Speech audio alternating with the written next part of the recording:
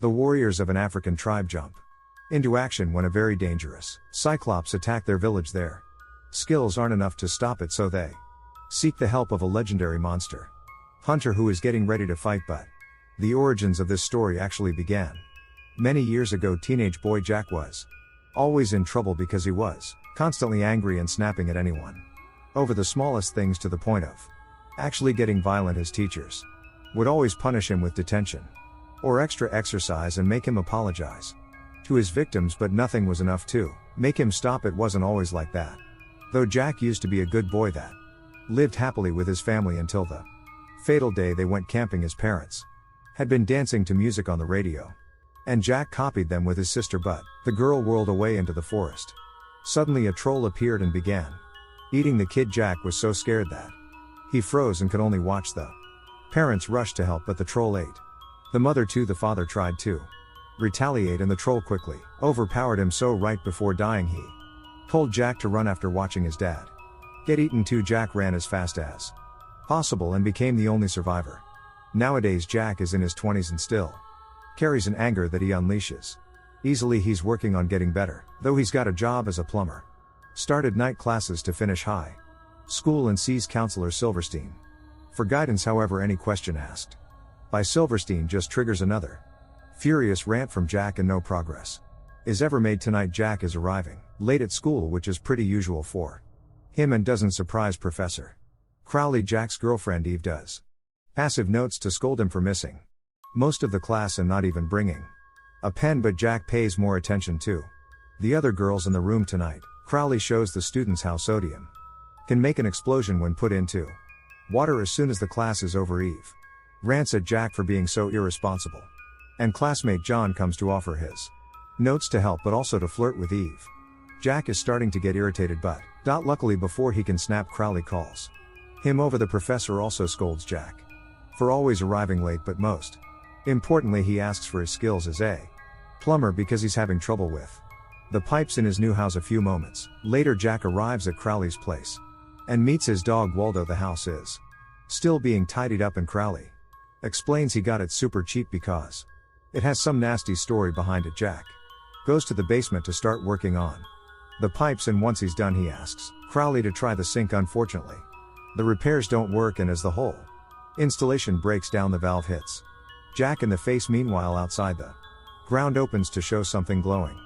Jack explains to Crowley that they need to change the valve, so he takes the old piece and promises to come back after finding a replacement. At first his van won't start, and Jack begins throwing a tantrum that is interrupted when the engine finally reacts, stopping things before they get violent. Sometime later, Crowley falls asleep at his desk. Waldo is outside barking at the hole in the ground, which now is releasing a mysterious smoke. This smoke sneaks inside the house through the back door and is inhaled by Crowley, who suddenly wakes up and abruptly stands up to reveal black eyes moving rather awkwardly. Crowley runs through the house and hits the door with his own body a couple of times until he realizes how to open it. Then he runs to the garden. Even if it's raining the next day, Crowley wakes up when he hears Waldo bark at him. He's shocked to discover he fell asleep in the garden, and his hands are rather dirty, as if he had been digging, not remembering a thing about last night. When he turns around, he confirms digging is exactly what he had been doing. The hole isn't very deep yet, but now Crowley is curious and rushes to get a shovel to finish what he started. After some more digging, Crowley finds the broken pipe in a mysterious box, which he proceeds to take out of the hole by chaining into his truck. Once the box is taken into his office, Crowley opens it and finds a human skeleton. He gives a leg bone to Waldo, then looks more closely to find a huge surprise inside the ribs. There's a black heart still beating. A weary Waldo barks at it, but Crowley picks it up anyway and tries to make it stop moving. However, this only gets his fingers covered in goo. Suddenly his hand moves on its own and pushes the heart into Crowley's mouth, forcing him to swallow it whole before falling unconscious. Meanwhile, Jack goes to the hardware store to get a new valve. The clerk, Howard, is shocked to notice the valve as a model he hasn't seen in years, and when Jack says where he found it, Howard is terrified. He asks the boy to come back tomorrow for the new piece and promises to share the story about the curse behind that house. Back to Crowley. He wakes up with a burp on his office floor. He can't stop scratching his chest and Feels extremely hungry so he goes too. Check the fridge, he tries the lettuce.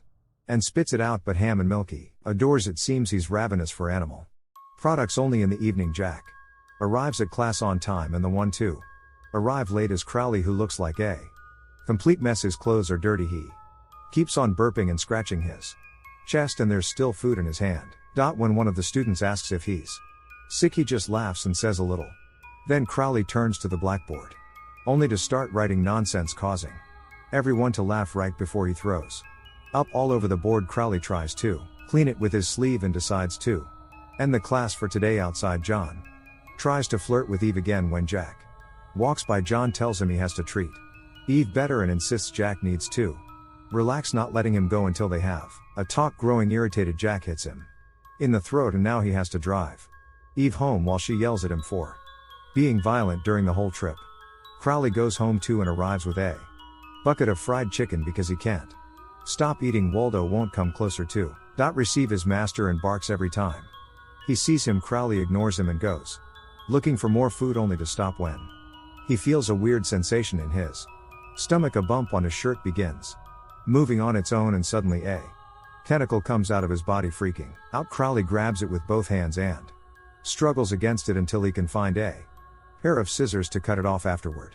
Crowley checks the fridge, but there are only vegetables left since Waldo won't stop barking at him. Crowley chases after him to have him for dinner the following day. Jack tells Silverstein that he thinks he should move to another country to start over. Silverstein points out Jack is only trying to run away from his problems and insists they should talk about Jack's family tragedy. Jack doesn't want to talk about it because everyone makes fun of him for saying he saw a monster, and he still feels guilty for running away. Silverstein says that's exactly the source of Jack's anger. He can't forgive himself. Later, Jack goes to see Howard to get the new valve. Howard freaks out again, and after having a strong drink, he shares the story. When he was a little boy, Howard went to live in that house with his uncle Emmett. This man worked as a researcher, and he traveled the world collecting things, and item he brought from Japan was a black heart sealed in a last case, and little Howard was fascinated by it. The legend said many years ago a demon had crept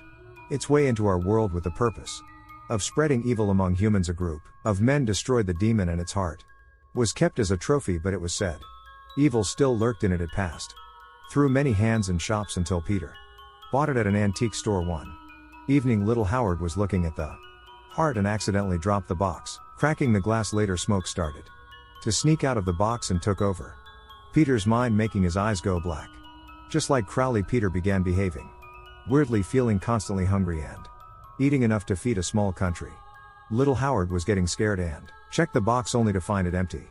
Sometime later, Howard heard noises outside and discovered Emmett eating their dog. When Howard came closer, Emmett bit the kid and ate his hand. Terrified, Howard managed to pull his arm away and run into the house, where he searched for his uncle's rifle and used it to kill him. Afterward, Howard put Emmett in a box to bury it in the backyard, and he was sure he could still hear the heart beating. Jack doesn't understand how a kid could drag Emmett into a box and dig without a hand, so Howard shows him his hook replacement to prove it. This is still not enough to make Jack care, and he leaves after paying for the valve.